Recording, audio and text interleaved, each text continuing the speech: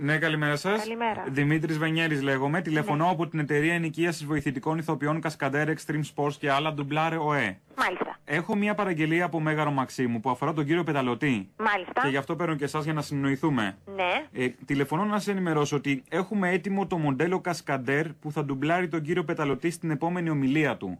Ναι. Μας έχουν δώσει μια τέτοια παραγγελία. Δηλαδή, μετά τα προχθεσινά στην Αργυρούπολη ανησύχησε και το γραφείο του Πρωθυπουργού. Καλό είναι να προσέχουν οι υπουργοί. Μάλιστα. Έχουμε έτοιμο το μοντέλο το Κυριλέ με τη γραβάτα, το κουστούμι για τις κομματικές ομιλίες. Μάλιστα. Ο Κονιόρδος Κασκαντέρ. Ναι. Και το μοντέλο Σοσιαλιστή Κασκαντέρ με ανοιχτό πουκάμισο για ομιλίες στη βάση του κόμματος, όπως τα καπεί προχθές και τέτοια. Μάλιστα. Θέλω μια συνάντηση, γι' αυτό παίρνω και σε εσάς. Θέλω μια συνάντηση με τον κύριο Πεταλωτή. Να συναντηθεί το μοντέλο, να του δείξει ο κύριος Πεταλωτής μερικές κινήσεις, εκφράσεις. Βέβαια, έχει σπουδάσει ο άνθρωπός μας τον κύριο Πεταλωτή. Μάλιστα. Αλλά είναι αλλιώς να το δείχνει ο ίδιος.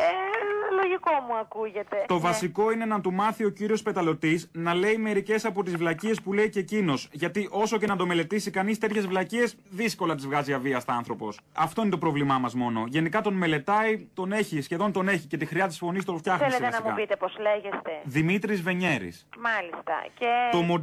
Το μοντέλο επίσης έχει φτιαχτεί, σας ενημερώνω γιατί αφορά άμεσα τον κύριο Πεταλωτή. Έχει φτιαχτεί για να είναι ανθεκτικό στα λέιζερ, στην επίθεση με λέιζερ. Μάλιστα. Και στα γιαούρτια που δεν είχαμε κάτι με τον κύριο Πεταλωτή, αλλά τέλος πάντων στο μέλλον δεν ξέρω. Ωραία. Επίσης, αν γίνει επίθεση με πέτρες, χαλίκια, κεραμίδια. Από μένα τι θέλετε, μπορείτε να μου πείτε? Τη συνάντηση με τον κύριο Πεταλωτή. Δεν μπορώ να κανονίσω κάτι τέτοιο αυτή τη στιγμή. Και...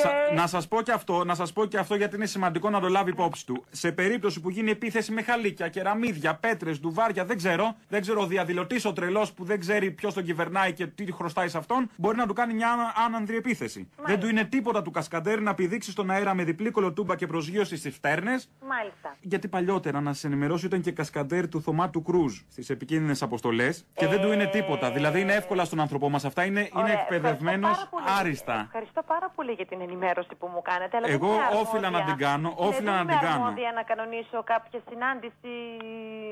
Μισό λεπτό. Δεν είναι το πολιτικό γραφείο του κύριου Πεταλωτή? Και τι σημαίνει αυτό?